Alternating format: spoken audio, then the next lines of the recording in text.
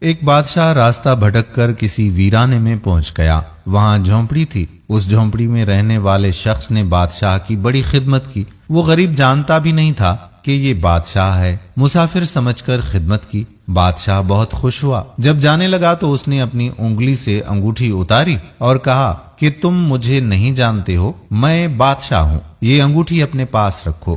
جب بھی کوئی ضرورت پیش ہو ہمارے محل میں آ جانا۔ دروازے پر جو دربان ہوگا اسے یہ انگوٹھی دکھا دینا۔ ہم کسی بھی حالت میں ہوں کہ وہ ہم سے ملاقات کرا دے گا۔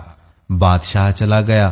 کچھ دن کے بعد اس کی کوئی ضرورت پیش آ گئی تو وہ دیہاتی بڑے میاں محل کے دروازے پر پہنچے۔ کہا بادشاہ سے ملنا ہے۔ دربان نے اوپر سے نیچے تک اسے دیکھا۔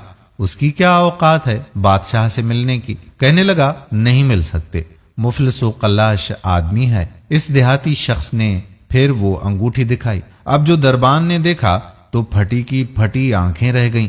یہ بادشاہ کی مہر لگانے والی انگوٹھی آپ کے پاس کیسے؟ بادشاہ کا حکم تھا کہ یہ انگوٹھی جو لے کر آئے گا ہم جس بھی حالت میں ہوں گے اسے ہمارے پاس پہنچا دیا جائے۔ چنانچہ دربان اسے ساتھ لے کر بادشاہ کے خاص کمرے تک گیا اور دروازہ کھلا ہوا تھا۔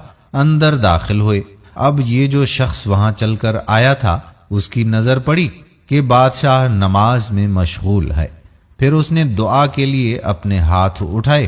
اس کی نظر پڑی تو وہ وہیں سے واپس ہو گیا اور محل سے باہر جانے لگا۔ دربان نے کہا مل تو لو۔ کہا اب نہیں ملنا ہے، کام ہو گیا، اب واپس جانا ہے۔ تھوڑی دور چلا۔ جب بادشاہ فارغ ہو گیا تو دربان نے کہا کہ ایسا آدمی آیا تھا، یہاں تک آیا پھر واپس جانے لگا۔ بادشاہ نے کہا فوراً لے کر آؤ اسے، وہ ہمارا محسن ہے۔ واپس لایا گیا۔ بادشاہ نے کہا آئے ہو تو بنا ملے ایسے کیسے چل دیے؟ اس نے کہا کہ بادشاہ سلامت، اصل بات یہ ہے کہ آپ نے کہا تھا کہ کوئی ضرورت پیش آئے تو آ جانا، ہم ضرورت پوری کر دیں گے۔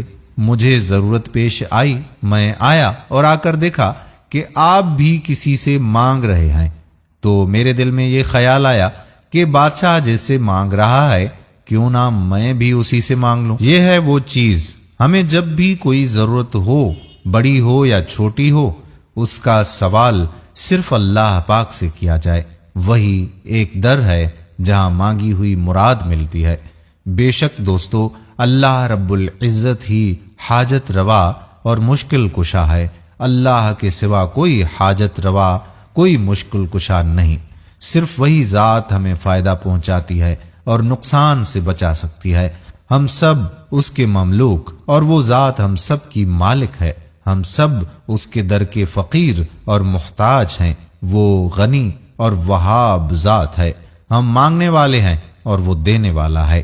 امید ہے کہ آج کی ویڈیو کے بارے میں آپ اپنی قیمتی رائے کمنٹ سیکشن میں ضرور دیں گے۔ اگر آپ نے ہمارا فیس بک پیج واجد علی تارڑ لائک نہیں کیا تو پیج کو لائک کر کے سی فرسٹ کر دیں، تاکہ یہاں پر جتنی بھی ویڈیوز اپلوڈ ہوا کرتی ہیں ان کا نوٹیفیکیشن آپ کو بر وقت ملتا رہے۔ آنے والی ویڈیو تک آپ کا اپنا میزبان قادر بخش کلہوڑو آپ سے اجازت چاہتا ہے۔